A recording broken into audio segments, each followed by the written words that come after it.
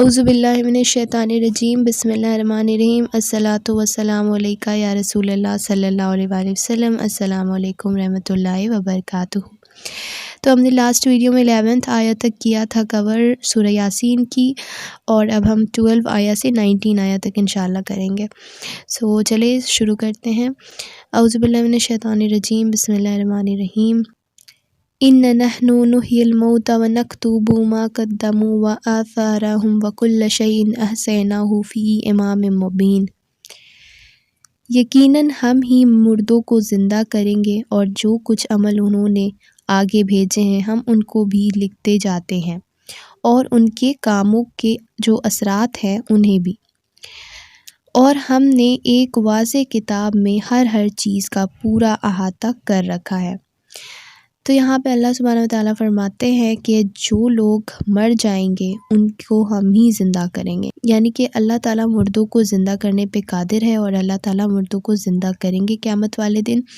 اور انہوں نے جو بھی اعمال دنیا میں کیے ہیں اللہ سبحانہ وتعالیٰ ان تمام تر اعمال کو لکھتے جا رہے ہیں، جو کہ ان کے دونوں کندھوں پہ بیٹھے فرشتوں کی جو رجسٹر ہے، جو ڈائری ہے، اس میں وہ لوگ لکھتے جا رہے ہیں۔ تو اللہ تعالیٰ وہ سارے جو انسان کے کام ہوتے ہیں ان کا ریکارڈ اپنے پاس رکھتا ہے، اور جو ان کاموں کے اثرات ہیں، یعنی کہ انسان نے اپنی اولاد کی اچھی تربیت نہیں کی یا اچھی تربیت کی، اگر اچھی تربیت نہیں کی اور وہ جو انسان ہے وہ برائی پھیلا رہی ہے دنیا میں، اس انسان کے مرنے کے بعد، یعنی باپ کے مرنے کے بعد بیٹا برائیاں پھیلا رہا ہے، اپنے باپ کی غلط تربیات کی وجہ سے حرام کما رہا ہے، یا جو بھی دنیا میں معاشرے میں برائیاں پھیلا رہا ہے، تو جو بیٹے کا گناہ ہے اس کے جو اثرات ہیں وہ باپ کے بھی عمل نامے میں جاتے رہیں۔ اور ایک باپ ہے جس نے اپنے بیٹے کو حافظ قرآن پڑھایا، اور اس کا بیٹا جو ہے وہ قرآن سکھا رہا ہے لوگوں کو، تو اس کی جو اچھے کام ہے، اس کے جو اثرات ہیں وہ دنیا میں پھیل رہے ہیں، اور لوگ قرآن سیکھ رہے ہیں۔ تو اس سے کیا ہو رہا ہے کہ وہ جو باپ ہے وہ مر چکا ہے، لیکن اس کے عمل نامے میں بیٹے کے نیکیوں کا بھی اجر جا رہا ہے، کیونکہ وہ اس کے لیے بہترین صدقہ جاریہ بن رہا ہے۔ تو یہاں پہ اللہ تعالیٰ یہ بات کہتے ہیں کہ جو انسان اعمال کرتا ہے وہ بھی ریکارڈ ہو رہا ہے، اور جو اس نے برے اعمال کیے اور اس کے جو اثرات دنیا میں وہ چھوڑ کے گیا، معاشرے میں چھوڑ کے گیا، اس کی وجہ سے جو بھی برائیاں اس کے مرنے کے بعد بھی پھیل رہی ہیں وہ بھی اس کے عمل نامے میں لکھی جا رہی ہیں، ٹھیک ہے۔ وَاضْرِبْ لَهُم مَّثَلًا أَصْحَابَ الْقَرْيَةِ إِذْ جَاءَهَا الْمُرْسَلُونَ۔ اور اے پیغمبر تم ان کے سامنے ایک بستی والوں کی مثال پیش کرو جب ان کے پاس رسول آئے تھے، یعنی کہ اللہ سبحانہ وتعالیٰ یہاں پہ ایک بستی کا ذکر کرنے کے لیے کہہ رہے ہیں نبی پاک صلی اللہ علیہ وآلہ وسلم کو، کہ اللہ تعالیٰ نے ایک بستی والوں پر کچھ رسول بھیجے تھے، 3 رسول بھیجے تھے، تو اللہ تعالیٰ اسی کا ذکر کر رہے ہیں۔ اچھا، اس بستی کا نام اور رسولوں کا نام اللہ تعالیٰ نے ہمیں نہیں بتایا۔ اِذْ أَرْسَلْنَا إِلَيْهِمُ اثْنَيْنِ فَكَذَّبُوهُمَا فَعَزَّزْنَا بِثَالِثٍ فَقَالُوا إِنَّا إِلَيْكُمْ مُرْسَلُونَ۔ جب ہم نے ان کے پاس 2 رسول بھیجے تو انہوں نے دونوں کو جھٹلا دیا، پھر ہم نے ایک تیسرے رسول کے ذریعے ان کی تائید کی، اور ان سب نے کہا کہ یقین جانو ہمیں تمہارے پاس رسول بنا کر بھیجا گیا ہے، یعنی کہ اللہ تعالیٰ نے 2 رسول بھیجے لیکن انہوں نے دونوں کا انکار کر دیا، تو ان دونوں رسول کی مدد کرنے کے لیے اللہ تعالیٰ نے ایک تیسرا رسول بھی بھیجا، لیکن انہوں نے جو رسول تھے انہوں نے کہا ہم تمہارے لیے اللہ تعالیٰ کی طرف سے رسول بنا کر بھیجے گئے ہیں، تو ہم پہ تم ایمان لاؤ۔ قالوا ما انتم الا بشر مثلنا وما انزل الرحمن من شيء ان انتم الا تكذبون۔ انہوں نے کہا تمہاری حقیقت اس کے سوا کچھ نہیں کہ تم ہم جیسے ہی آدمی ہو، اور خدائے رحمان نے کوئی چیز نازل نہیں کی ہے، اور تم سراسر جھوٹ بول رہے ہو۔ یعنی کہ بستی والوں نے ان رسولوں سے کہا کہ تم رسول ہو؟ اچھا تم رسول ہو، تم تو انسان ہو، تم ہماری طرح کے انسان ہو، تم بازاروں میں چلتے پھرتے ہو، کھاتے پیتے ہو، اور تم کہتے ہو کہ تم رسول ہو؟ نہیں، تم صرف ایک بشر ہو، ہماری طرح کے ایک انسان ہو، اور تم جھوٹ بول رہے ہو، اللہ تعالیٰ نے کچھ بھی نازل نہیں کیا۔ یہ جو جتنے بھی کفار رہے ہیں نا پرانے زمانے سے لے کر ہمارے نبی تک اور آج کے دور میں بھی، تو سارے جو کافر ہوتے ہیں ان کا ایک ہی موقف ہوتا ہے کہ جو رسول ہے وہ انسان نہیں ہو سکتا، جو انسان ہے وہ رسول نہیں ہو سکتا۔ یعنی کہ ان کو بات جھٹلانے کی عادت ہے، کوئی نہ کوئی بہانہ ڈھونڈ لیتے ہیں۔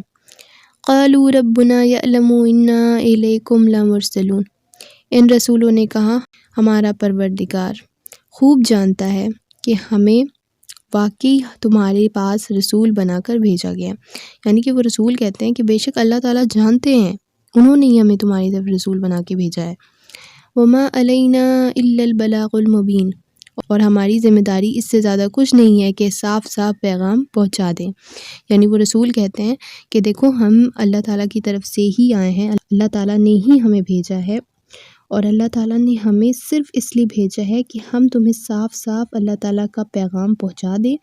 اور اس کے سوا ہمارا اور کوئی دوسرا کام نہیں ہے۔ یعنی کہ ہم تمہیں صرف یہاں پیغام پہنچانے آئے ہیں، ہم تم سے کوئی مال نہیں لینے آئے ہیں، ہم تمہارے اوپر کوئی حق جمانے نہیں آئے ہیں، بلکہ ہم صرف تمہیں اللہ کا پیغام سنانے آئے ہیں۔ قالوا انا تطیرنا بکم لئن لم تنتہوا لنرجمنکم ولیمسنکم منا عذاب علیم، بستی والوں نے کہا ہم نے تو تمہارے اندر نحوست محسوس کی ہے، یقین جانو اگر تم باز نہ آئے تو ہم تم پر پتھر برسائیں گے اور ہمارے ہاتھوں تمہیں بڑی دردناک سزا ملے گی۔ یعنی کہ وہ بستی والوں نے کہا کہ تم جب سے آئے ہو ہمارے بیچ، ہم نے تمہیں منحوس فیل کیا ہے کہ تم بہت منحوس ہو، تم جب سے آئے ہو بحث مباحثہ کر رہے ہو، ہمیں بار بار ہمارے پیچھے پڑے ہوئے ہو، ہمیں اریٹیٹ کر رہے ہو۔ تو علماء کے نزدیک یہ اس کی تفسیر کچھ اس طرح سے بھی کی جاتی ہے کہ یا تو اس بستی پہ کوئی چھوٹا عذاب آیا تھا، یعنی کہ فصل نہیں ہو رہی تھی، یا بارش نہیں ہو رہی تھی، یا کوئی بیماری پھیل گئی تھی، کوئی قحط آ گیا تھا، یا پھر انہوں نے ان رسولوں سے اریٹیٹ ہو کر کہا کہ تم ہمارے لیے منحوس ہو۔ تو دونوں میں سے کوئی بھی چیز ہو سکتی ہے، یا تو اللہ کا کوئی چھوٹا عذاب آیا ہوگا، کوئی قحط سالی آ گئی ہوگی، یا پھر انہیں اریٹیشن ہو رہی ہوگی، اس لیے انہوں نے ان کو منحوس کہا کہ تم منحوس ہو اور یہاں سے چلے جاؤ، ورنہ ہم تمہیں بہت دردناک عذاب دیں گے۔ قالوا طائرکم معکم ان ذکرتم بل انتم قوم مسرفون،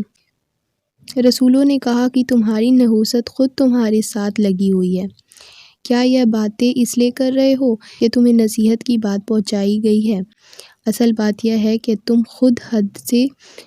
گزرنے والے ہو۔ ان رسولوں نے کہا کہ تمہاری جو مین نحوست ہے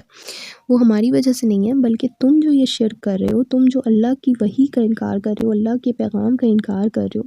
اسی کی وجہ سے تم پر جو بھی عذاب آیا ہے، وہ جو بھی عذاب ہوگا اس کی وہ بات کر رہے ہیں وہ رسول، کہ تمہارے ہی اپنے شرک کی وجہ سے تم پر یہ اللہ تعالیٰ کی طرف سے قحط آیا ہے یا جو بھی عذاب آیا ہے۔ رسول ایک طرح سے پوچھ رہے ہیں کہ بتائیں ہماری غلطی کیا ہے؟ یہی کہ ہم اللہ تعالیٰ کا پیغام تمہیں سنا رہے ہیں، یہی ہماری غلطی ہے، اس لیے تم ہمیں مار دو گے؟ تو تم حد سے گزرنے والے ہو، تم جو ہو ظالم لوگ ہو۔ تو یہاں پہ وہ رسول یہ بات کہتے ہیں۔ اچھا جی، نیکسٹ آیا جو ہے 20 آیا سے ہم انشاءاللہ نیکسٹ ویڈیو میں پڑھیں گے۔ السلام علیکم رحمۃ اللہ وبرکاتہ۔